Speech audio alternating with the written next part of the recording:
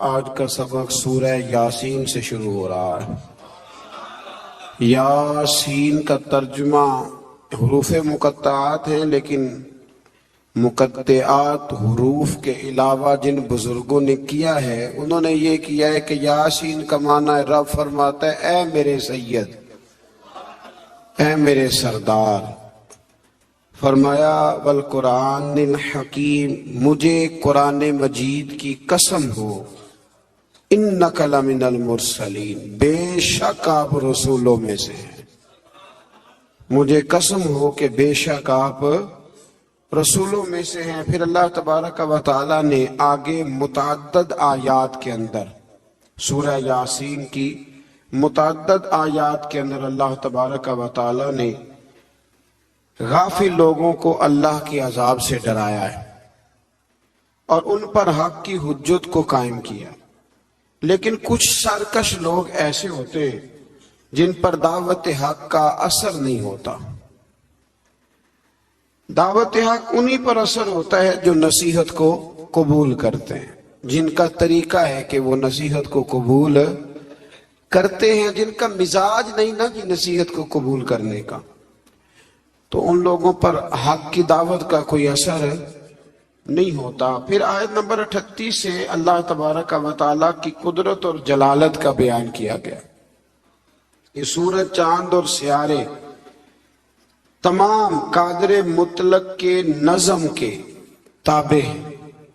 اور یہ ممکن نہیں کہ ان میں سے کوئی فساد یا ٹکراؤ ہو جائے۔ پھر آیت نمبر 48 میں فرمایا کہ کفار کہتے ہیں وہ وعدہ کب آئے گا کہ تم سچے ہو۔ اس کے بعد پھر اللہ تعالیٰ نے وقوع قیامت کا ذکر فرمایا ہے اور بے شک بعد الموت کو مختلف پیرایوں کے اندر بیان فرمایا ہے۔ آیت نمبر 54 سے ارشاد فرمایا کہ بغیر کسی ظلم کے اعمال کا بدلہ دینے اور جنتی لوگوں کے لیے نعمتوں کا ذکر ہے اور مجرموں کو الگ کرنے اور جہنم کے عذاب کا بھی اللہ نے انہی آیات کے اندر تذکرہ فرمایا۔ آیت نمبر 65 میں اللہ تبارک و تعالی نے بتایا ہے کہ قیامت کے دن مجرموں کے منہوں پر مہریں لگا دی جائیں گی، منہ ہوں گے ان پر مہر لگا دی جائے گی، اور ان کے ہاتھ، پیر اور دیگر اعضاء سلطانی گواہ بن کے اللہ کی عدالت میں ان کے خلاف گواہی دیں گے۔ ہاتھ بھی خلاف گواہی دے گا، پیر بھی خلاف، زبان پہ تو مہر ہوگی، یہ گواہ بن جائیں گی ساری چیز کہ ہم سے کیا کیا جرائم کرائے جاتے تھے۔ پھر آیت نمبر 68 میں بتایا کہ جسے ہم لمبی عمر دیتے ہیں تو ہم اس کی جسمانی بناوٹ کو ابتدائی حالت کی طرف الٹ دیتے ہیں، یعنی ایسی لمبی عمر کی دعا مانگنی چاہیے جس میں انسان کی عقلی، علمی، فکری اور جسمانی قوت سلامت رہے۔ اس میں سلامت نہ رہے اس لمبی عمر کی دعا، اس کے لیے بزرگوں نے یہ دعا سکھائی ہے کہ دعا اس طرح مانگو، یا اللہ جب تک تو میرے لیے بہتر سمجھتا ہے مجھے دنیا میں رکھ، اور جب میرے حق میں بہتر نہ ہو تو پھر مجھے اپنی بارگاہ کا قرب عطا فرما، پھر تو مجھے اپنے قریب بلا لے۔ آیت نمبر 78 سے اللہ تبارک و تعالی نے منکرین قیامت کے اس عقلی سوال کا ذکر فرمایا ہے کہ جب انسان مر جائے گا اور ہڈیاں تک بوسیدہ ہو جائیں گی تو دوبارہ کون زندہ کرے گا؟ پھر جواب دیا کہ دوبارہ بھی وہی خالق زندہ کرے گا جس نے بغیر کسی نام و نشان کے پیدا کر دیا تھا۔ اب تو ہڈیوں کا نام و نشان ہے نا، تب تو نام و نشان بھی کوئی نہیں تھا، تو اگر اس وقت پیدا کر لیا تھا تو اب دوبارہ زندہ بھی کر دے گا۔ پھر آگے سورہ صافات شروع ہوتی ہے۔ اس سورہ مبارکہ میں اللہ تبارک و تعالی نے متعدد چیزوں کا ذکر فرمایا ہے، اور اس سورت کے شروع میں فرشتوں کی مختلف جماعتوں کی قسم کھا کے اللہ تعالیٰ نے اپنی وحدانیت کا ذکر فرمایا ہے۔ کچھ مضامین ایسے ہوتے ہیں جو پچھلے اسباق سے ملتے ہیں، تو چونکہ جب دو پارے کرنے ہوتے ہیں تو میری یہ خواہش ہوتی ہے کہ صرف وہ مضامین لائے جائیں جو پہلے بیان نہیں ہوئے۔ تو اس میں اللہ تبارک و تعالیٰ نے ارشاد فرمایا نمبر 40 سے لے کر 49 تک، فرمایا کہ اللہ تعالیٰ کے برگزیدہ بندوں کو آخرت میں عطا کی جانے والی کچھ نعمتیں ہیں۔ ان کا ذکر ہے کہ انہیں عمدہ میوے ملیں گے، وہ جنت میں عزت اور احترام کے ساتھ ایک دوسرے کے مقابل مسندوں پر بیٹھے ہوئے ہوں گے، سفید اور لذیذ شراب طہور کے جام گردش میں ہوں گے، جن سے نہ درد سر ہوگا نہ ہوش اڑیں گے، پیکرے شرم و حیا حوریں ہوں گی، وہ بلند مقام سے جہنمیوں کا مشاہدہ کر رہے ہوں گے،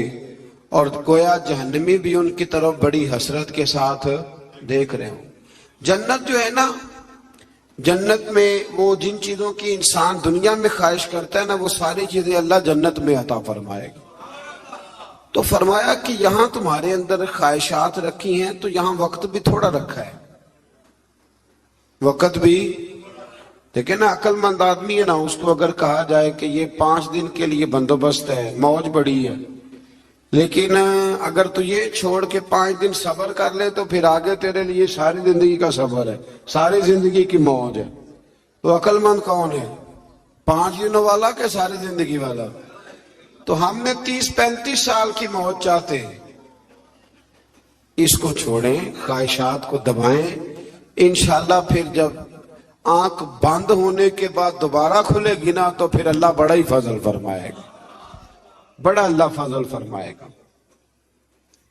پھر اس سے آگے جب ہم بڑھتے ہیں تو پھر ایک دفعہ حضرت سیدنا ابراہیم علیہ السلام کا ذکر سورہ صافات کے اندر فرمایا گیا، اور پھر وہ دوبارہ سے ذکر جب آپ نے بتوں کو توڑا۔ لیکن اس میں ایک چیز کا اضافہ ہے، وہ کیا ہے کہ اللہ تبارک و تعالیٰ نے فرمایا کہ جب حضرت ابراہیم علیہ السلام کو آگ میں ڈالنے کی ان کی ساری تدبیریں ناکام ہو گئیں، تو پھر ہم نے ابراہیم علیہ السلام کو اسماعیل علیہ السلام دیے۔ آپ کو پتہ ہے پھر جب بیٹا دے دیا، اللہ کا اپنا انداز ہے نا نوازنے کا۔ اچھا، ہمارا مسئلہ اور طرح کا ہے، ہم کہتے ہیں کہ نوازتا ہے تو پھر روز نوازے، نوازتا ہے تو پھر اللہ آپ کو کہتا ہے روزانہ زکوٰۃ دو، اگر کہہ دیتا تو وہ بھائی سال والے بڑی مشکل سے حساب کرتے ہیں، اور ہر روز تو رب ہر روز چیزوں کا حکم نہیں دیتا۔ تو اللہ تبارک و تعالیٰ تدریجاً چیزوں کا حکم دیتا ہے، تدریجاً، لیکن جب وہ دیتا ہے تو پھر کہتے ہیں اس میں مد و جزر آئے گا، کبھی دکھ، کبھی سکھ، کبھی صحت، کبھی بیماری، کبھی اوپر کبھی نیچے۔ تو ہم نا صرف میٹھے میٹھے کے قائل ہیں، میٹھے میٹھے، کڑوے کا بھی قائل ہونا چاہیے، اس لیے کہ محبوب کی طرف سے جو بھی عطا ہو جائے وہ اس کا کرم ہی ہے۔ اللہ نے پہلے حضرت اسماعیل دیے، اور جب بیٹے سے پورا دل لگ گیا تو فرمایا اب اسے چھوڑ کے آؤ وادی غیر ذی زرع، جہاں آج بیت اللہ شریف ہے نا، وہاں کچھ بھی نہیں ہوتا تھا۔ حضرت جناب اسماعیل کو اور ان کی والدہ کو چھوڑ آئے 2 کلو کھجوریں اور ایک مشکیدہ پانی کا، اور کہا اللہ میں انہیں تیرے حوالے کر کے جاتا ہوں۔ پھر پابندی لگ گئی تو کئی سال گئے نہیں۔ مفسرین نے با اختلاف روایات 9 سال یا 13 سال کے حضرت اسماعیل ہوئے تو گئے، اور جب گئے تو جاتے ہی کہنے لگے وہ یہاں ذکر ہے، فرمایا کہ بیٹا میں نے خواب دیکھی ہے، میں تمہیں ذبح کر رہا ہوں۔ فلما بالغ معه سعیا، جب بیٹا ساتھ چلنے کے قابل ہو گیا نا، تو کہنے لگے بیٹے میں نے خواب دیکھی ہے انی اذبحک، میں تمہیں ذبح کر رہا ہوں، فانظر ماذا تری، تو اپنا ارادہ بتا۔ میں نے سورہ یوسف میں بھی عرض کیا تھا کہ ساری زندگی لوگ ماں بیٹے کی محبت کا ذکر کرتے آئے، پر قرآن مجید نے نا 2 جگہ باپ بیٹے کی محبت بھی بڑی کھول کے بیان کی ہے۔ یہ باپ بیٹے کا رشتہ بیان کیا جا رہا۔ بیٹے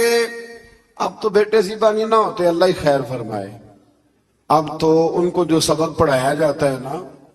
وہ اچھی طرح یاد کرتے ہیں، اور یاد کر کے سویرے ماں باپ کو سناتے ہیں کہ جناب آپ بھی تو تھوڑا خیال کریں نا، آپ بھی تو ذرا سمجھے نا، میرے اپنے بھی تو بچے ہیں نا، اور دیکھو باپ کا جو رنگ قرآن نے بیان، انی اذبحو کا، پتر میں نے خواب دیکھی ہے میں تجھے ذبح کر رہا ہوں، ارادہ بتا۔ تو حضرت اسماعیل نے یہ نہیں کہا کہ چلو ابا جی ذبح کر دو، کہنے لگے یا ابت افعل ما تؤمر، کہا ابا جی آپ ذبح نہ کریں، آپ نے خواب دیکھی ہے ذبح کر رہے ہیں تو فقط ذبح ہی نہ کریں، جو رب کہتا ہے نا وہ سارا میرے ساتھ کرے،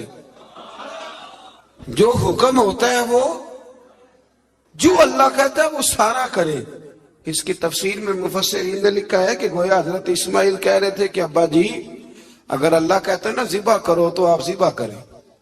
اور اگر وہ کہتا ہے نا اس کے بعد میرے ٹکڑے ٹکڑے کریں تو آپ ٹکڑے ٹکڑے کریں،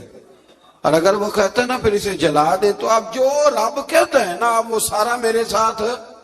ستجدنی انشاء اللہ من الصابرین، مجھے آپ انشاءاللہ صبر کرنے والوں میں سے ہی پائیں گے۔ تو پھر اللہ کریم نے فرمایا ابراہیم تو نے خواب سچا کر کے دکھایا ہے۔ حضرت ابراہیم نے تو پٹی باندھ لی تھی آنکھوں پہ، بیٹے کے ہاتھ باندھ لیے تھے، انہوں نے تو چھری چلا دی تھی، اب جس نے امر کرنا تھا اسی نے نہ کیا۔ وَفَدَيْنَاهُ بِذِبْحٍ عَظِيمٍ، اور ایک ذبح عظیم کا فدیہ اللہ نے دے دیا۔ تو اقبال کہنے لگے یہ فیضان نظر تھا، یہاں کے مکتب کی کرامت تھی۔ دو چیزیں ہوتی ہیں، ایک فیضان نظر بھی ہوتا ہے، کئی دفعہ مکتب کے نکمے فیضان نظر سے چل جاتے ہیں، یہ تو اقبال کہہ رہے ہیں نا، یہ فیضان نظر تھا، یہاں کے مکتب کی کرامت تھی، یہ سکھائے کس نے اسماعیل کو آداب فرزندی۔ یہاں ایک بات میں ماؤں بہنوں سے بچیوں سے کروں گا اور آپ حضرات سے بھی کروں گا کہ یہ گھر میں اپنی بیٹیوں اور بہنوں کو یہ سبق دیں کہ بچے باپ کے اس وقت فرما بردار بنتے ہیں جب ان کی اماں انہیں باپ کا فرما بردار بناتی۔ حضرت اسماعیل کی اماں کہہ سکتی تھی کہ بیٹے تیرا ابا تو کبھی آیا ہی نہیں، جنگل میں چھوڑ کے چلا گیا، یہ کہہ سکتی تھی، اور کیا کچھ ذہن میں بچے کے بیٹھ سکتا تھا، پر حضرت ہاجرہ نے کہا پتر تیرا باپ چھوڑ کے گیا ہے نا تو ایسے نہیں چھوڑ کے گیا، تیرا باپ اللہ کا رسول ہے، اللہ کا پیغمبر ہے، اور میں باپ سے بھی کہوں گا کہ ماں کا ادب کرا سکتا ہے تو ابا کرا سکتا ہے، ابا کرائے ادب، ان کو کہے کہ بیٹا میں تو باہر رہتا